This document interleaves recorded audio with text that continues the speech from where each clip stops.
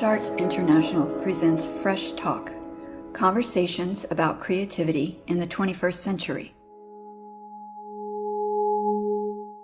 This is Cathy Byrd, Fresh Art producer, and today I'm speaking with Franklin Sirmans. He's the curator of contemporary art at the Los Angeles County Museum of Art, and he has an impressive portfolio. Most recently, he was curator of modern and contemporary art at the Menil Collection in Houston, and he's organized some really high-profile projects, including Neo-Hoodoo, Art for a Forgotten Faith, Basquiat, and solo exhibitions with Maurizio Catalan. He's also well known as a critic, art writer, and editor. He served as editor of both Flash Art and Asia Art Pacific magazines. And last fall, to top all this off, Franklin was commissioned as artistic director for Prospect.3 New Orleans. He has a lot going on, so I'm really happy I was able to catch up with him. And I'd love to just start with LACMA. What we've been hearing a lot about LACMA lately is that big rock, that Levitated. Yeah, I just came in from seeing it, actually, and the artist, Michael Heizer, has been here over the last few weeks, and everything is pretty much getting put into place. I think we might even now be a little bit ahead of schedule. You can imagine there were some delays in the process of bringing this huge 340-ton megalith out here from Riverside, California, on a specially made flatbed type of truck. Yeah, it's in a good position now. It's looking fantastic. And is this something that interests you to develop for your platform there as well as some public art projects?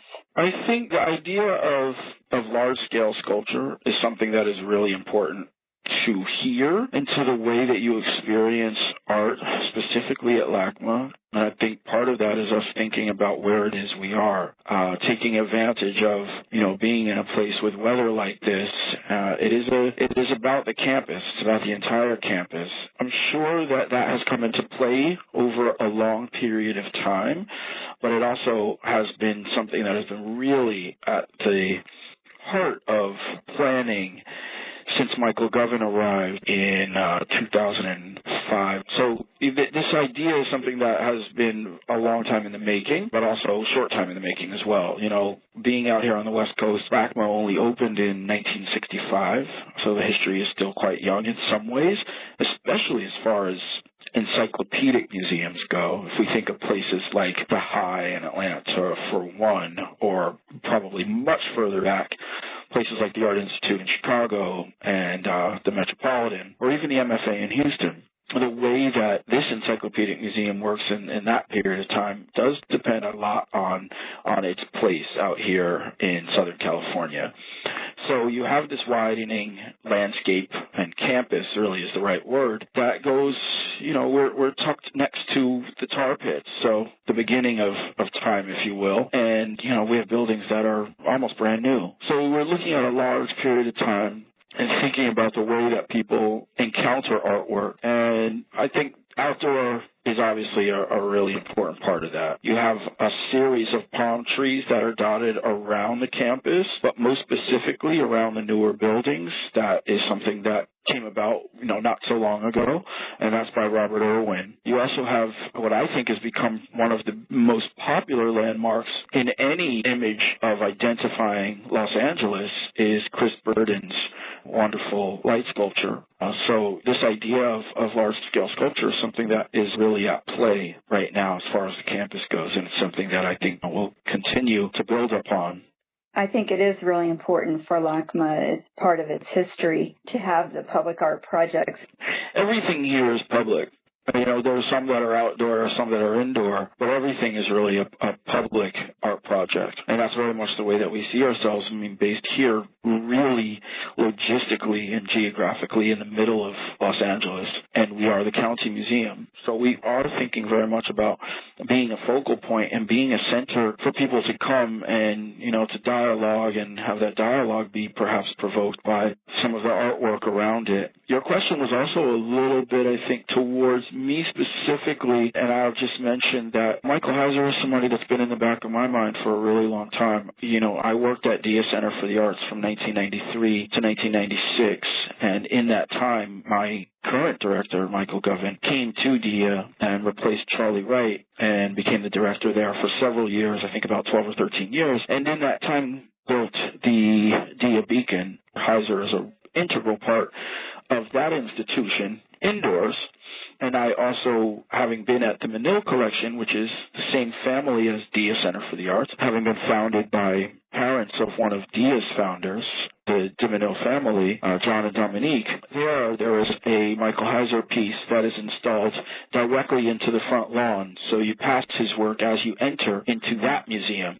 So these different positions of Heizer are something that I have had the good fortune to at least be around in some fashion. And, it's exciting to see the work here in the present. You organized an exhibition there last year from the collection. What other projects do you have in the works curatorially at LACMA?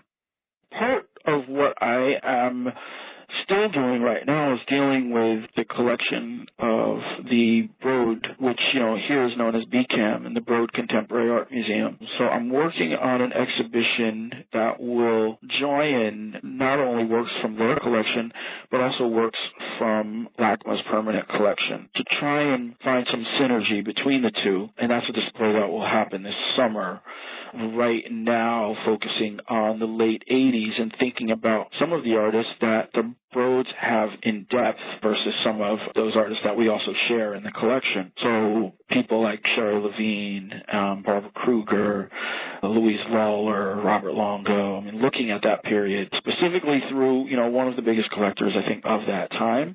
And then seeing the way that it develops here. Also looking forward to a 2014 exhibition on the work of Noah Purifoy, which we're organizing here with myself and a woman named Yael Lipschitz, who will be my co-curator on that show. And Purifoy is an artist who came out here from Alabama in the early 1950s, worked as a furniture maker and designer, and then turned towards making artworks in the latter part of the 50s, early 60s, had an epiphany around the Watts Rebellion and ended up making a large project called 66 Signs of Neon, made from the detritus of that, and is an artist that I think, should be much more well-known. What has also allowed us to concentrate solely on the solo exhibition is the fact that he was a part of the exhibition Now Dig This, organized by Kelly Jones last year, which appeared at the Hammer, and is now traveling to PS1 in New York. And Purifoy plays a really integral role in that exhibition. I know that you are all around seeing different exhibitions here in the States and abroad. I spent a week in Doha and Dubai a couple of weeks ago, looking basically at new work. There was a fair there and had the opportunity to go because we also have an exhibition that's traveling there from our Middle East department, which is in Doha now.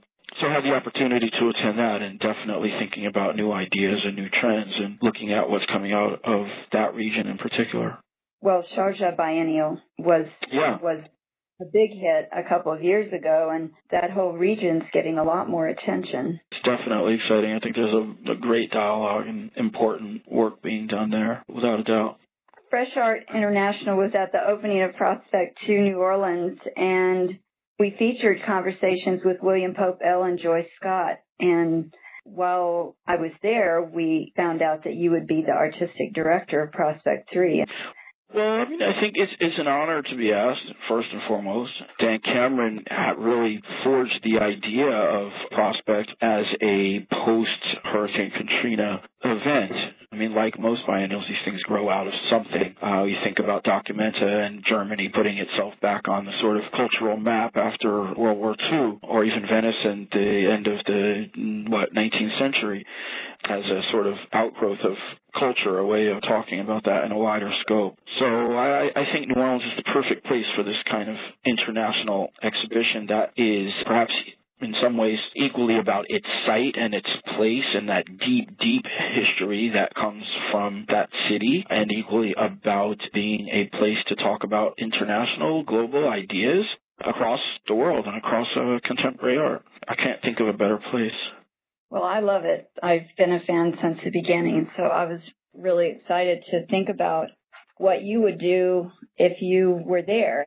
We've backed up to October of 14, so we have a good amount of time. We have good people working who are on the ground there, and I'm being also advised by my co-curators here, Christine Y. Kim and Rita Gonzalez. I want to make sure that we have a good group of artists who can work with the site specifically, in addition to works that are already existing. Excellent. That was one of the main draws for me for the Prospect One, how amazingly it linked with the topography, the cultural environment, the history. All of that was so engaging. Yeah, no, I totally agree.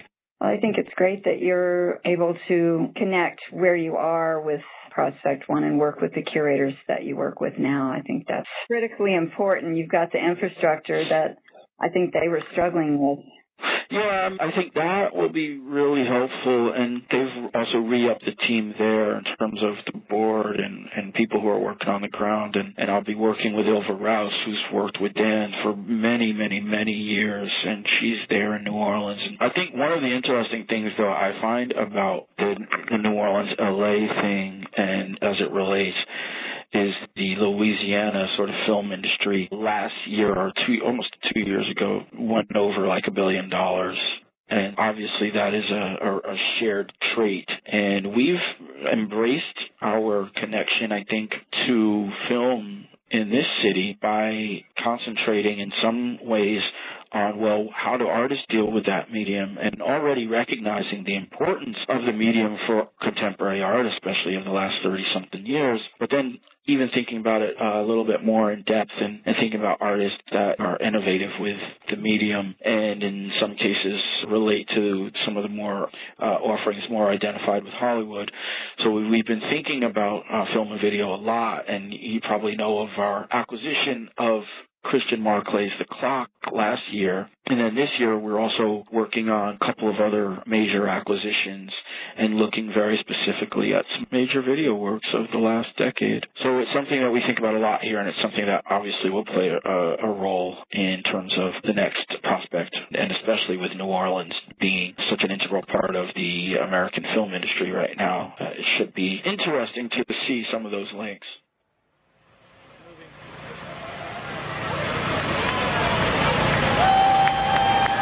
Easy, Ozzy.